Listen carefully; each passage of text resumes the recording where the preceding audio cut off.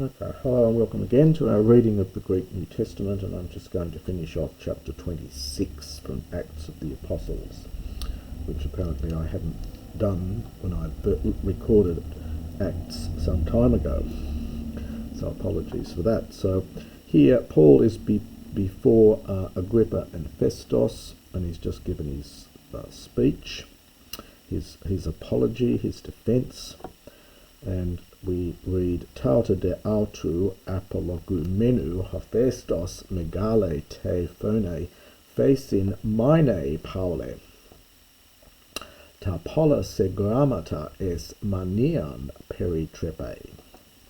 So we get a genitive absolute from apologia. We get our word apology here, or defence. So this is Paul having made his defence, Tauta in respect of these things, or perhaps given these things in his defence. Festus, now it goes into the historic present here. Faci is just the present from fami, I say. So Festus says with a loud voice, O Paul, mine, from minomai, this is the second person singular, present, so you have gone crazy, you've gone mad. Ta pola grammata, literally the many letters, the many, so perhaps we would say much reading, much learning, much education. Peritrepe turns you, again historic present, turns you as manian to madness. You could say education here, your much great education has driven you to madness. Hode Paulos ou minomai facin kratiste feste, ala elethes kai sophrosunes remata apophthengomai. And Paul says, again historic present, this is the third person singular from fami, he says, ou minomai, I'm not mad, O most excellent Festus, literally, O mightiest Festus, often translated as most excellent. But apophthengomai, this is almost a poetic word really. You get phthongos in the New Testament for sound or noise.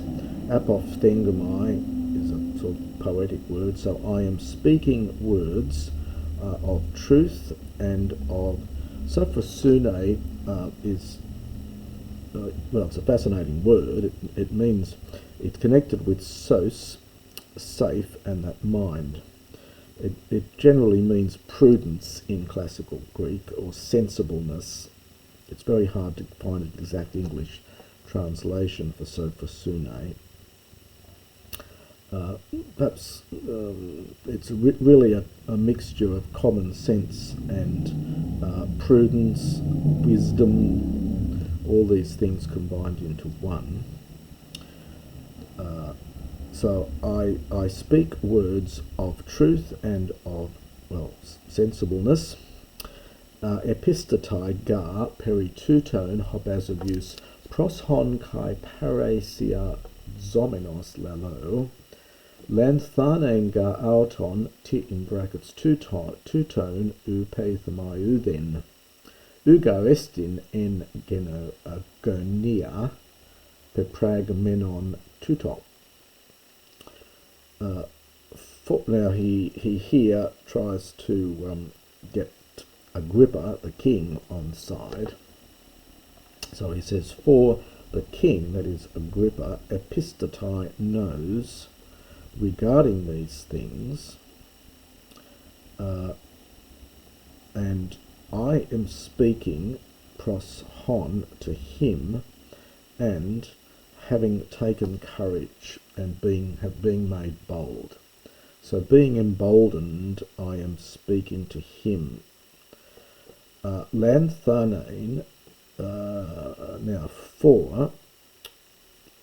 now we get two negatives. This is uthen for uden, because by this time the delta was being pronounced as it is in modern Greek, like a theta, It's softened, so u den becomes u then in pronunciation, and then gets written as u then with a theta. But two negatives don't cancel, so it's literally I am persuaded. Sorry, I am not persuaded that anything. It's literally nothing, but I am not persuaded that nothing. So I'm not persuaded that anything of these things, if we're going to read it in any way, Lanthanane has escaped his notice. So what he's saying is here, I don't believe that any of these things has, I'm not persuaded that any of these things have escaped his notice.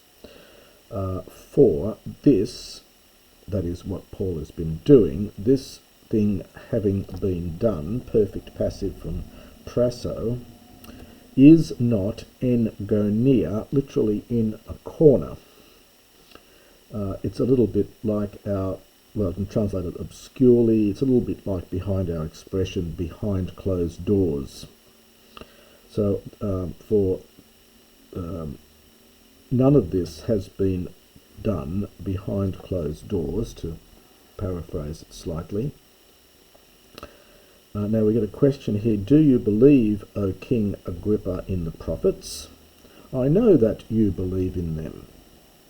Hode Agrippas and Paul, we have to understand, says, I think, Agrippa says to Paul, En oligo me pathes Christianon poiesai.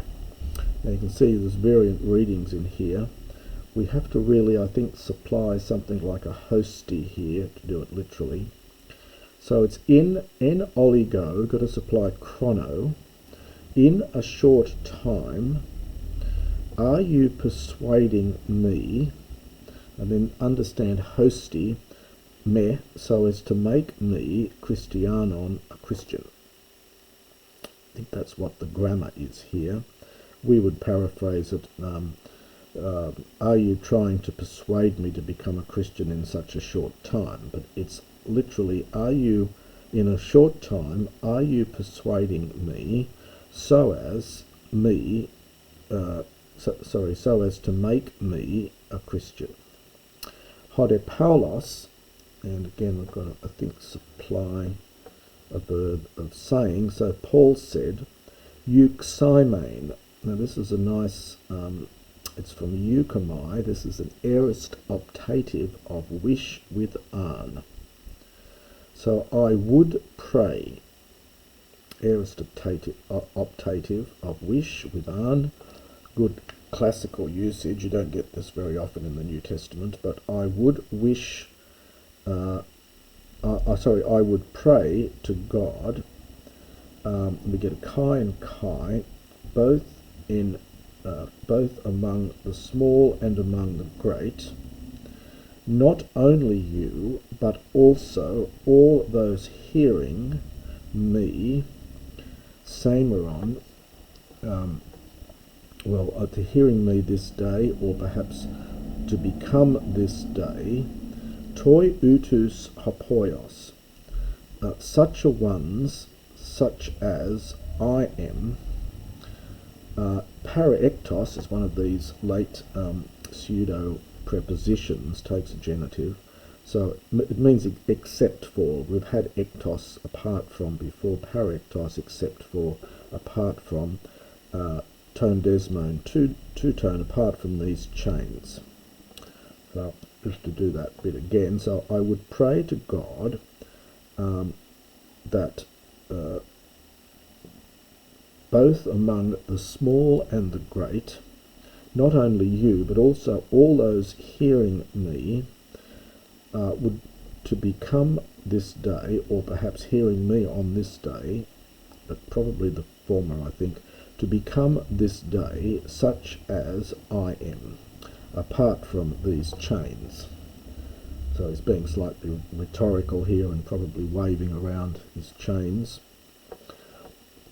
Aneste de hobasileus kai hohegemon he te berenike kai sun kathe menoiautois kai anachoresantes elalun pros elelus legontes hotiuden thanatu a desmon axion, and then in brackets ti presse ho anthropos hutos. So the king and the hegemon, literally the leader, generally translated governor here. This is Festus. So the king Agrippa and the governor Festus. So the king arose. We get this usual structure where we've got one singular noun, singular verb, and then we get other subjects, but the verb is in the singular. So the king arose, and also the governor, and another te and Berenike, and those sitting with them, from sung kathemi, those sitting with them. Anachorio is to withdraw. During the Middle Ages, there were a group of people called anchorites and anchoresses who withdrew from society and practiced prayer and meditation and so on. They were called anchorites, which was taken from this verb. But anachorio is just a word for withdrawing, literally going up country. But it becomes a word meaning to withdraw. So having withdrawn, elalun, imperfect, they began to say to one another, or to speak with one another, saying that, probably hoti recitative, so saying, hutos ho anthropos, this man, prasse, he practices, or he does, uden, nothing, axion, worthy, and if we're going to read the tit, then in any way worthy of death or of bonds, that is, of incarceration. Agrippas de to festo ephe, apolelusthai edunato ho anthropos hutos, aime ep ekekleto Caesara, or Caesara, I should say.